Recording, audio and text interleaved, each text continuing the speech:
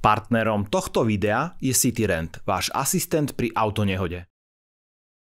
Značka Rolls-Royce je pre mnohých ľudí synonymom absolútneho automobilového luxusu. A to aj bez toho, aby v ňom niekedy sedeli. My sa však dnes pôjdeme na jednom takom previesť, konkrétne Silver Shadow z roku 1969. A som si preto aj pozval majiteľa Mariana, aby sme sa o tomto aute dozvedeli čo najviac. Keď vyrába luxusné auto, jedna z prémiových značiek, ktorú poznáme, napríklad Mercedes-Benz, tak tie počty vyrobených kusov sú naozaj veľmi vysoké. Ale v tomto prípade sa vyrobilo týchto aut len 30 000 za celú dobu výroby. Tá je od roku 1965 až 1980. V roku 77 prišiel facelift, ktorý priniesol mnoho zmien a hlavne vylepšení pre Silver Shadow. Toto auto je nástupca populárneho a hlavne veľmi známeho Silver Cloud. Je to presne to auto, ktoré vlastní aj striko Držgroš a vy už určite viete, ktoré. Z tých 30 000 kusov, ktoré sa vyrobilo, bolo 25 000 klasických limuzín a 5 000 bolo tých, ktoré mali predĺžený rázvor, teda dlhších verzií. No a určite ste zaznamenali, že týchto aut sa vyrobilo niekoľko aj pod úplne inou značkou. Bola to značka Bentley a model sa volal T, ale celkový počet vyrobených kusov bol zhruba len desatinový z toho, ako Royce.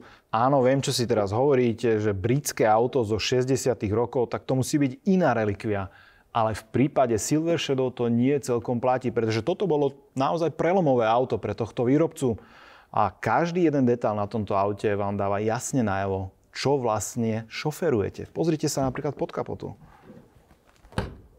Už len to, ako sa otvára táto kapota, ako je čalúnená znútra, na tie jednotlivé detaily. Samozrejme, hydropneumatický podvozok tu na vás kričí hneď, že to som ja, to pohodlie tu máte.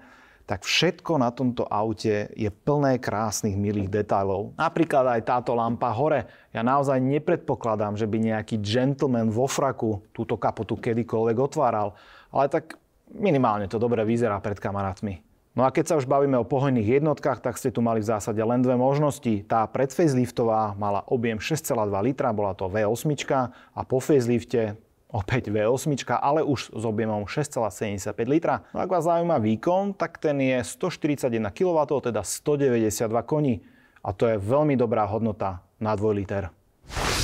Takže vítam ťa v našom D1 štúdiu v Senci. Ďakujem, že si prišiel. Toto auto sa sem mega hodí a údajne aj moja košela sa dnes k nemu hodí.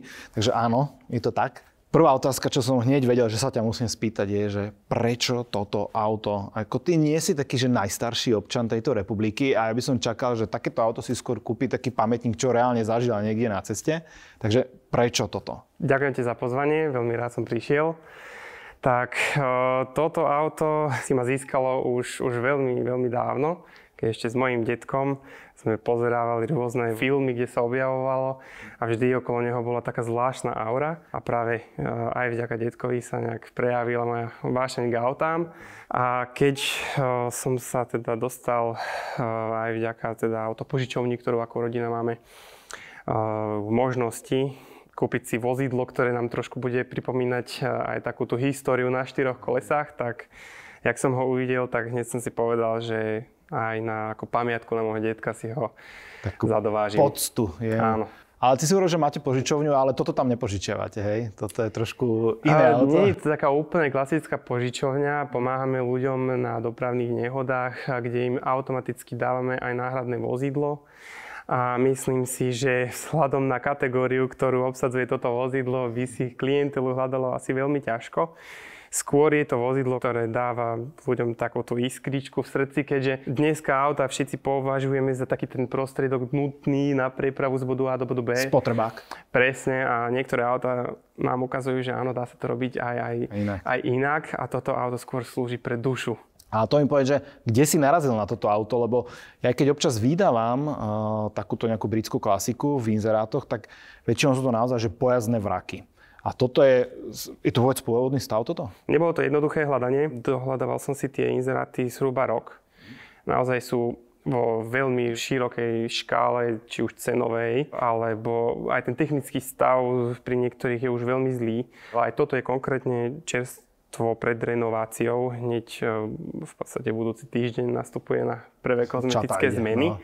Ty si zvažoval túto značku od začiatku, alebo si tak mal nejaké, si hovoril, že bol tam aj Bentley a ja som spomínal, že Bentley aj vyrábal Silver Shadow, presne. Kryhodil by som, keby som nespomínal Jaguar, ale je ich naozaj veľmi málo. A z tej ponuky, čo aktuálne bola, niektoré mali na pravej strane volant, takže to u nás nie je úplne ideálne. A tým, že ja som to auto chcel používať aspoň tak rekreačne, tak som chcel, aby bola možnosť prihlásiť to auto do bežnej prevádzky, čo zaujímavosťou presne ročníka 69 je, že ešte nepodlieha emisnej kontrole. Už od augusta roku 1970 tá povinnosť je.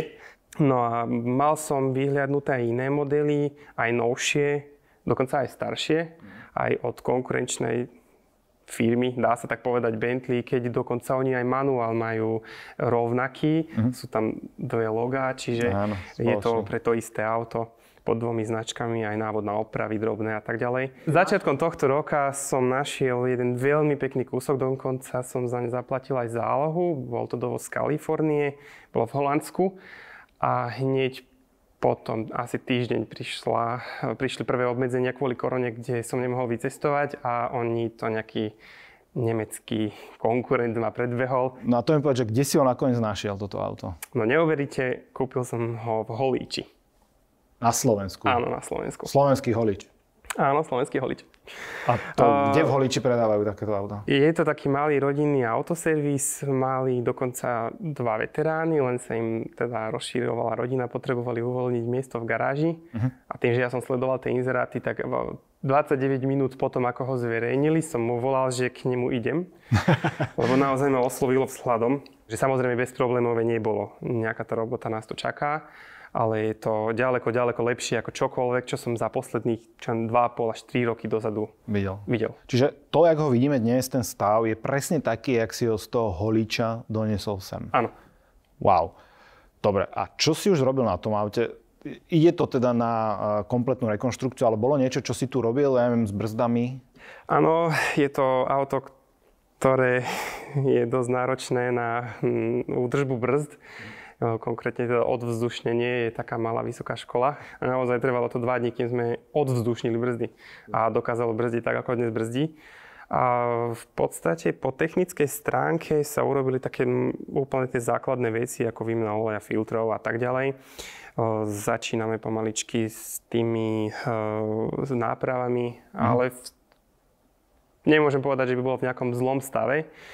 Myslím si, že na práve mojej strane tu bude stačiť výmena čapov. No a toto mi teraz povedz, že jedna vec je mať taký plán, že idem to opravovať, ale druhá vec je, že kde ty kúpiš tie náhradné diely, lebo to asi nemôže dojsť do nemenovaného predajcu náhradných dielov a teraz, že mám taký Rolls-Royce zo 69., že ukážte mi, čo máte. Pravdu povediac, rozumné by to bolo si najskôr urobiť prieskum, zistiť to, čoho človek ide, ale pri tejto kategórii aut, keď to človek rieši srdcom, tak to vždy vyhrá nad rozumom, čiže ja som to otočil. Najskôr bolo auto v garáži, úplne som z neho bol hotový, ani domov sa mi nechcelo ísť. A potom som nejak začal študovať, čo asi bude treba urobiť a odkiaľ sa k tým súčiastkám dostanem. No práve v Anglicku sú dve dosť veľké spoločnosti, ktoré ponúkajú náhradné diely na toto vozidlo. Od motora po stierače na to auto sa dá kúpiť úplne všetko. Keď hovoríš, že stierače, tak pozerám na ne, to sú jak z takého žiguláka starého, také dietné, naozaj Ja také som dosť veľa študoval, pretože oni, keď ich pustíte, tak stierajú len v tomto priestore. Nie ako dnes, že sa úplne sklopia. Áno. A oni ostávali tak v dosť vysokej polohe, tak som nevedel prísť na to, ako žiadna skrutka tu nebola, ako to vlastne odmontujem a je to tak jednoduché. Stačí ho odklopiť a celý zíde. A viete si nastaviť tú polohu, ale napríklad toto bola vec, ktorú som študoval 2 dní po forách. Hej. Aby som to nejak neulomil, aby som to nemusel zase nejako zháňať. Už si mi prezradil tajomstvo, kde objednávaš diely, ale ešte mi povedz tajomstvo, že kto ti ho servisuje, lebo toto asi tiež nebude také easy, že hoci kde ho zobrať? Tak nebolo to jednoduché vymyslieť. To ti verím. A ako to teda spravíme vo viacerých dielniach, sa ho báli. A nakoniec sme to vyriešili tak, že v podstate u nás technici, ktorí teda opravujú auta, A toto budú mať taký ten relax po práci. Hej, že niečo iné, hej. Čo ani nemá počítať. No, niečo. je tu veľa zaujímavých vychytávok, ale napriek tomu sú to relatívne jednoduché konštrukcie. Nie je to tak ako v dnešných moderných autách, že pomaly bez elektroniky si tam človek ani neotvorí kapotu. Ináč aj tuto otvoriť kapotu, to by som nevedel, lebo aj počas natáčania kameramani, keď chceli otvoriť kapotu, tak ťahali ten kutáč, ručnú brzdu. Ručnú brzdu, to bola prvý môj telefonát pôvodnému majiteľovi, ako mám otvoriť kapotu. Takže... A sa otvára teda takým nenápadným tiahlom pod volantom, ktorý je zapracovaný. A viečku nádrže si otvoril, hej? To si vedel. To som totiž... Možno si to ukážeme pri jazde. Diaľkové svetlá sa zapínajú veľmi netradične a tam, kde som si myslel, že sa zapínajú, tak to otvára veko nádrže. Takže som celú cestu išiel s otvoreným vekom, ľudia na mňa trúbili, tak ja som si tak povedal, že wow, asi som hviezda na cestách. A v podstate len išlo o to, že to veko tam plantalo. Hej, ty si nebuď blázen, zatvor to. No. Dobre, čiže auto ide teraz na kompletnú rekonštrukciu, teda v rámci možností. Bude sa aj lakovať? Áno. A nechávaš farbu? Takú kukošeli, či? Uvidíme. Ja by som rád zanechal tú pôvodnú. Všetky chromové časti budú demontované a tie, ktoré sú možno trochu poškodené, budú znova opravené. A budeme si musieť dať obzvlášť záležať na bokoch. Taká malá zaujímavosť, ak si všimneš, po bokoch sú také čiarky. Áno. Tak Rolls-Royce vlastní pre celý svet také unikátne právo dokresľovať tie čiarky. A majú dvoch technikov výjazdových, keď to náhodou človek oškrie, tak oni majú také špeciálne štetce a prídu vám to domalovať. Wow. Takže na toto si budeme musieť dať pozor, aby sme ich neurazili. Keď sa pozrieme aj do toho interiéru, tak v zásade on má takú krásnu patinu. Takú naozaj, že tie sedačky nie sú vyšuchané, nie sú zodraté, ale je vidno, že už majú niečo za sebou. Je to naozaj že veľmi, veľmi pekné. Tak predpokladám, že ten interiér tiež sa ho dotkne ruka šikovného technika, ale nebudeš to asi celé čauniť, alebo aký je plán? To asi nie. Rád by som zanechal čo najviac toho pôvodného. A musím sa teda pochváliť tým, že robíme s autami. Nejedná sa o detailing, ale máme kolegu, ktorého záľuba je renovácia interiérov. A práve jemu chcem dať priestor sa realizovať. Hej. Takže ja si o tom urobím podrobnú fotodokumentáciu a som zvedavý, ako to dopadne. A ja už som celkom namotivovaný na to, aby sme sa išli previesť na tejto legende strieborného plátna, pretože to auto hlavne v tejto farebnej kombinácii sa mi neuveriteľne páči. Naozaj to nemá nič spoločné s mojou košelou, nehovorím to preto. Takže poďme sa previesť a vyskúšať si, ako sa cíti taká aristokracia na ceste. Veľmi rád. No a sedíme na palube Rolls-Royce Silver Shadow, to je celé meno tohto krásneho auta. A musím povedať, že tá jazda je brutálne pohodlná, také jak na obláčiku. A zároveň naozaj sa tu cítime taký aristokrat, že tá prístrojka predo mnou mimochodom pôsobí veľmi moderne na to, že sa bavíme o aute rok 69 a pripomína mi to dosť dnešné Bentley, že je to taký kus dreva tuto hodený. A keď sa bavíme o dreve, tak na ňom sa používajú také tenké pláty, ktoré sa dávajú na takú nejakú formu. A tu keď sa človek pozrie z boku, tam je normálne, že to je lata. Normálne centimetrová lata, ktorá tu je proste nejak daná na to okno, na tie dvere a to isté aj určite tu vpredu. A taktiež tie krásne sedačky, čo sme spomínali, že aj po tých rokoch sú stále veľmi, veľmi pekné. A keď sa bavíme o tej výbave, tak si mi spomínal, že toto sa tvári ako nejaká tá najvyššia a zistil si to podľa čoho? No oni aj to malovanie tých pásikov z boku dávali tie pásiky na bicolor a sama tá dvojfarebnosť v tých autách znamenala, že tieto dvojfarebné boli tá vyššia liga. Ale najväčšia bomba na tomto aute, tak to je samozrejme ten pohľad dopredu počas jazdy. Práve ešte keď si k tomu človek pustí nejaké tie 70. roky, nejakú muzičku. Hej. A teda takáto podvečerná jazda, mäkkunké sedačky. Taká psychohygiena totálne. Lebo aj teraz, keď pozerám na tú Spirit of Ecstasy, tak vidím, jak ona tak pomaličky sa pláva po tej ceste. No a keď sa už bavíme o tom plávaní, tak treba povedať, že toto auto má hydropneumatický podvozok, na ktorý zakúpilo licenciu od Citroenu. A jedna zaujímavá informácia, či sa k nej dopatral, že pred faceliftom dokázalo toto auto udržovať hladinu alebo konštantnú výšku vďaka tomu podvozku aj na prednej, aj na zadnej náprave. A v tom momente vlastne dokázalo auto ísť hore-dole vzadu napríklad až o 8 cm. Ale po facelifte, ktorý tu bol, tak odstránili túto vymožiteľnosť z prednej nápravy a ostala len tá zadná, vlastne dovažovanie alebo teda dorovnávanie tej výšky a znížili to už len na 5 cm, ale stále vlastne ten komfort tu bol zachovaný. No a my tu máme teda pod kapotou už ten novší motor, keďže toto je ten silnejší, teda 6,75 litra a hlavne tu máme automat, opäť radí sa pod volantom, lebo gentleman nemá rád, keď mu tu trčia nejaké páky v strede. A mne sa aj bavili aj celkom zaujímavá debata, že či je to teda 4-stupňový alebo 3-stupňový, lebo robili sa 4-stupňové, ale podľa mojich informácií len tie, ktoré mali pred faceliftom volant napravo, potom sa prešlo na 3-stupňový. Tuto ale si mi hovoril, že nedokážeš to zistiť, lebo... No, cítiš, že by to nejak radilo? Vôbec. Ja som nemal z začiatku hneď, ako som to auto kupoval, k dispozícii veľký technický preukaz, keďže sa išlo prepisovať. A tak mi napadlo, že však určite budeme cítiť, jak preradzuje tie rýchlosti a no, človek sa sústredí ešte možno, že medzi tou jednotkou a dvojkou to nejak zacíti, ale ja som nedokázal spočítať, či to je 3 alebo 4-rýchlostný. Čiže vo finále je to šumafúk v zásade. No, hej, je to úplne jedno. A zaujímavosťou je, že ten automat je nie vlastnej výroby, ale je od General Motors a v zásade sa jedná o Hydromatic. Vypatral som aj cenu tohto auta v roku 77. A si predstav, že stála vtedy $65,000. Čo akože dneska zbýva 65 Rolls Royce, lenže na dnešný ekvivalent peňazí, a keď to prerátame na eurá, tak je to 250 000 eur. Dneska by si dal vlastne za toto auto. A keď ideme teraz v tej zápche, čo teda je tesne pred Vianocami, tak všetci teda ťahnú von, tak mi napadá, že by som mohol spomenúť rozmery tohto auta, pretože nie sú najmenšie. Je to v zásade vlajková loď.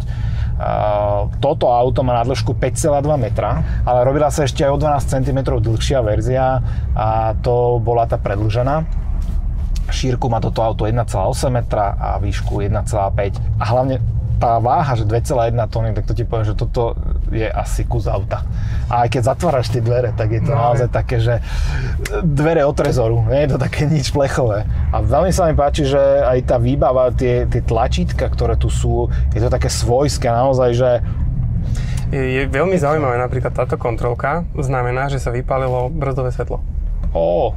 Čož je, až by som povedal, taký neuveriteľný detail na tú dobu, kde si vezmi, že v niektorých obdobných autách nebol ani len ukazovateľ stavu nádrže. Áno. Že je tu napríklad ten knoflík, čo som ti ukazoval, že si vieš zapnúť to horné svetlo, ktoré je nasmerované tak, aby si videl na mapu. Áno, že takto čítam a tuto pekné. A tých milých detailov tu viac, aj ovládanie tých fúkarov ako pôsobí inak. A nie je to také, jak vo veľkých škodovkách bola také nejaké tie bežce, ale také naozaj, že aj materiál to chytíš. No, lebo ti ukazuje, koľko ti dobíja baterku, vidíš? Áno. No a teraz niečo k tej histórii Silver Shadow. Predchodca tohto auta, Silver Cloud, ten bol v zásade posadený na klasickom ráme a teda karoséria a rám tvorili dve časti. A to už bola naozaj že prežitá koncepcia v tomto segmente už aj v tej dobe.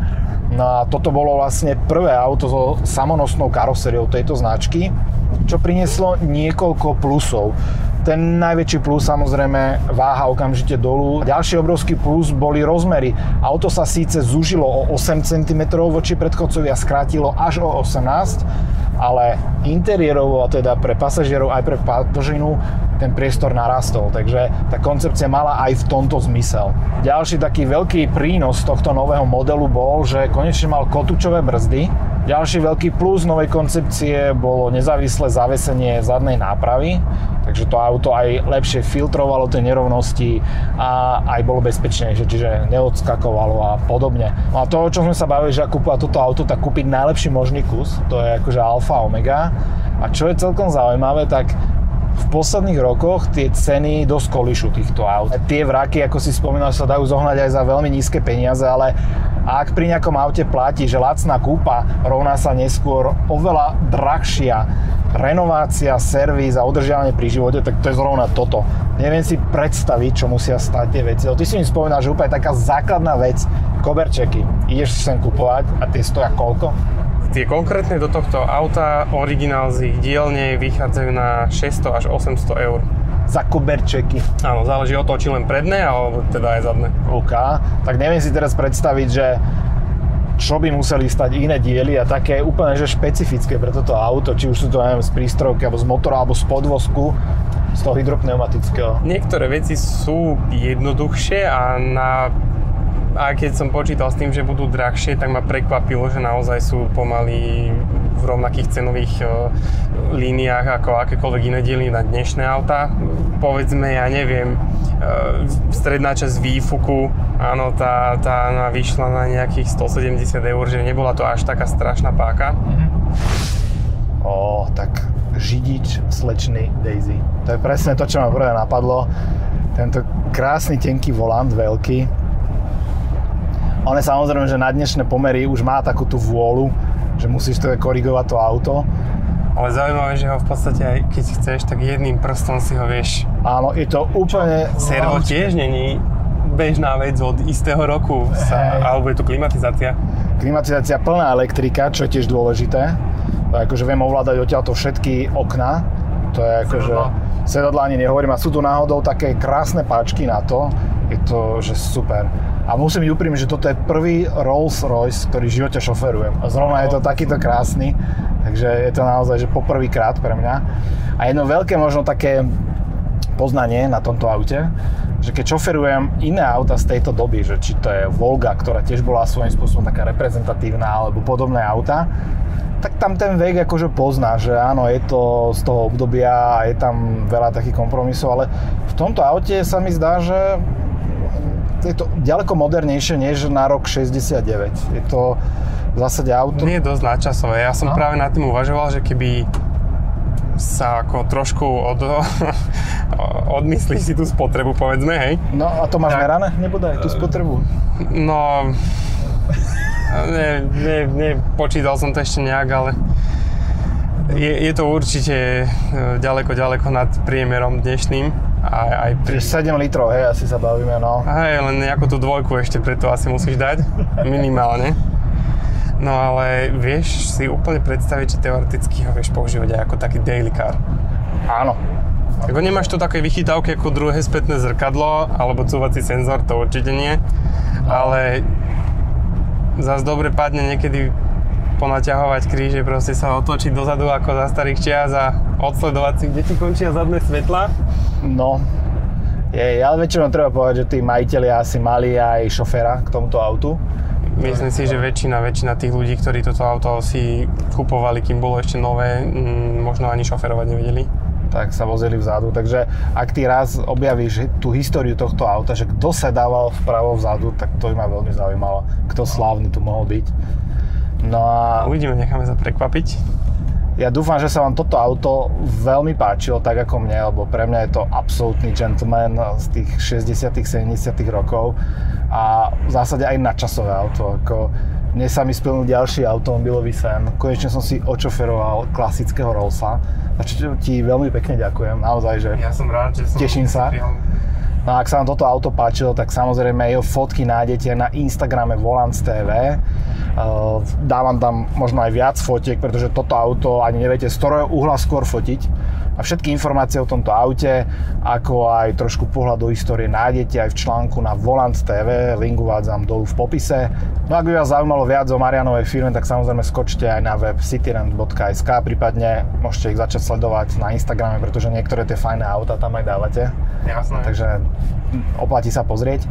No a ak ešte nie ste odberateľ kanálu Volants.tv, tak to prosím napravte a kliknite na tlačidlo odoberať. Budem sa veľmi tešiť, aby som vám takýchto nádherných aut mohol prinášať čo najviac. Naozaj, dnes som sa veľmi tešil. Asi to aj preto, že onedlho sú Vianoce. Takže vy už toto budete pozerať po Vianociach, ale ešte raz veľmi pekne ďakujem za pozretie tohto videa. Vidíme sa pri ďalšom.